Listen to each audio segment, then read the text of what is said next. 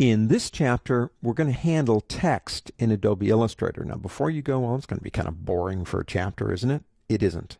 Because number one, we're talking about Adobe Illustrator, and I don't think there's anything boring in this program. And number two, when we're talking about what this program can do to text, you can do anything you've ever dreamed of to text, and maybe a few things you haven't dreamed of yet. Now, before we get started, let me show you my setup. I'm working in pointcontainer.ai. That's in your working folder if you want it. And number two, up to this point in what we have done in these lessons, if you're kind of following along, and I do recommend that because I kind of teach in building blocks, we've been using the Essentials workspace, haven't we? And I'll tell you what, come over here to this button and click it. We do have a typography space that is dedicated just to type. Select it if you want to. And now we have all things type.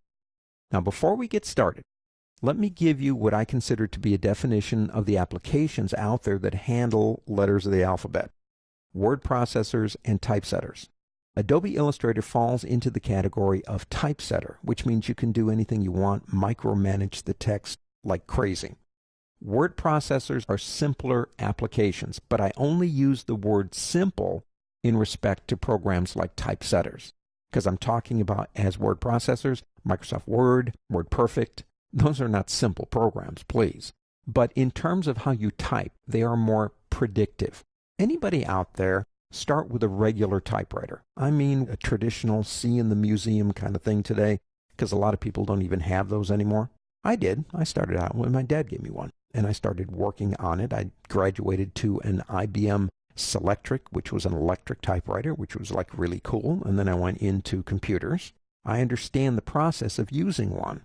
There are similarities in how we handle text, but computers really help us out here. But if you think about things like a word processor, when you start typing, basically it kind of does things for you.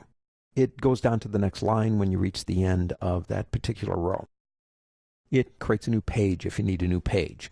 These programs, typesetters, they rely on you to understand what you're doing and create things as you move along. Now, if you're planning on a large document with lots of text, Adobe Illustrator is not the program for that. Although it will manage text that way, we work on an artboard, not pages. These are artboards. But if you are looking for an application that can do large documents like books, hundreds of pages, add graphics, all kinds of crazy stuff, click one button and either send it to print, send it to a publisher, or even publish it out on iTunes. My absolute favorite program for that is InDesign. You've got to try that program out. And there are a lot of similarities between InDesign and Illustrator. So if you know Illustrator, you're kind of halfway there. Now let's do this. Let's pick up the type tool here. See it right there? If you click and hold, you get all these different types of tools.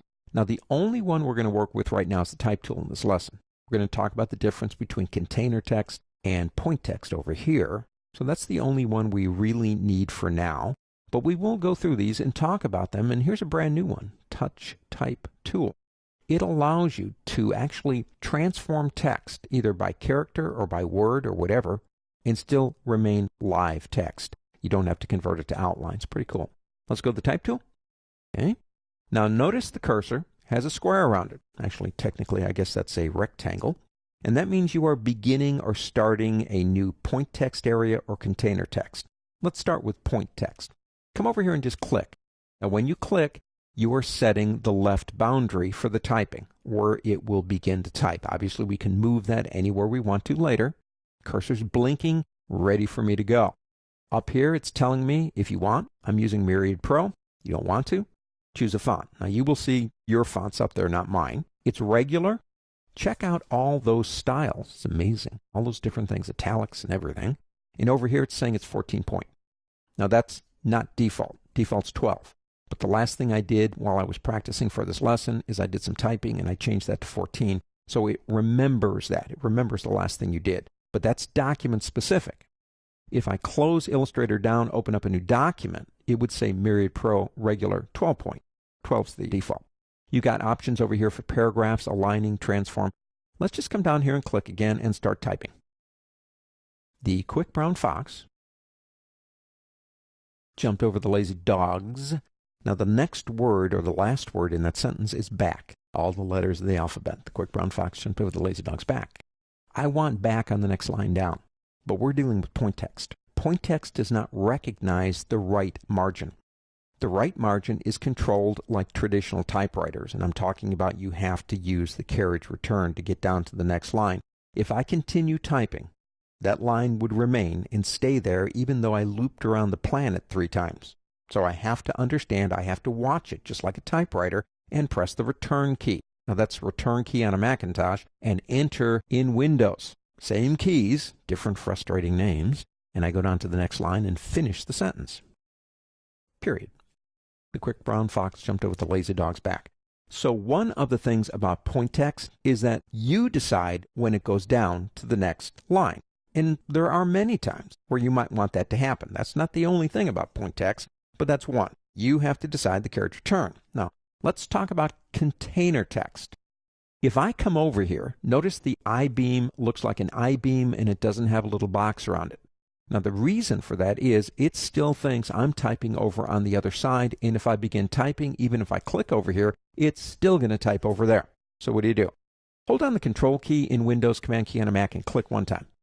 Now, you see the little box around it? Now watch this. If I come over here, see the box go away? If I click, I'm back over there again. But if I click anywhere else, I start a new area. But I don't want point text, do I? I want container text. Now here's the difference. Instead of clicking, get where you want the text to start in the upper left and click and drag. You're defining the boundaries for your text, the area, if you will, that it will go in. Now later on you'll see that doesn't have to be a square. It can be anything you want it to be. My cursor is obediently up in the upper left-hand corner waiting for me to type something. So let's type something here. Now is the time for all good men to come to the aid of their country. The difference being I did not press the return key, enter key on a Windows system, return on Mac, to get down to the next line because this defined what's called a soft return. That was a hard return. That's a soft return. So I can still control these margins. Now let's do this. Let me select this text. That's click and a drag, or Control A would do the same thing. Edit copy, or Control, and that's Control in Windows, Command on a Mac C.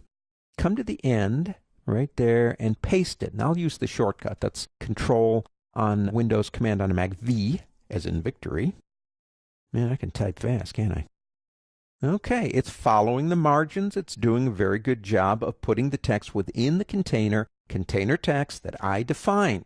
If I did the same thing on the other side, it wouldn't work. It would keep going and going and going and going. Now, a couple of other things about working with container versus point.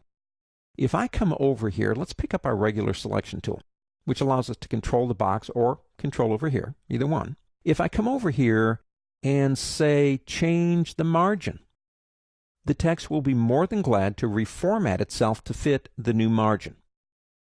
If I come over here, this little button right here is new. If I double click on that button, it will convert the container text into point text, or vice versa. I'll show you that over on the other side, just by double clicking on that button. But if I go to a corner, notice the text isn't changing. The container is changing.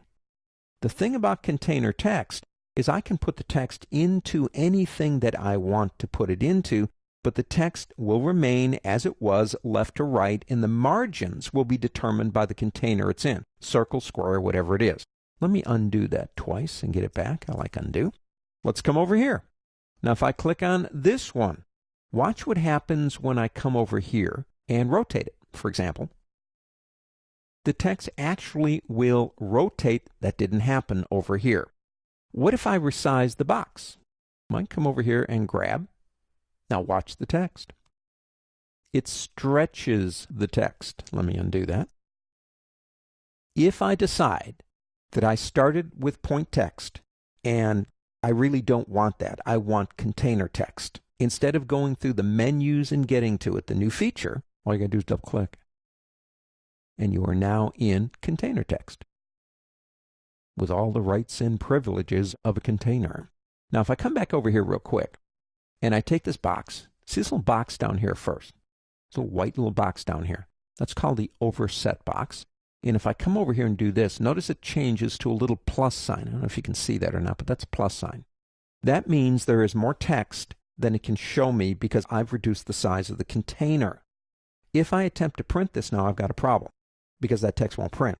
But if you attempt to print this document, you will get a warning saying that you have overset text. Now, don't ignore that warning because it means it's not going to print all of the text. If I pull that down again, we'll talk later about how we deal with that. But if I take that down again, you'll see it will go away if I've got enough room. Now, that line won't print, obviously. It will look more like that.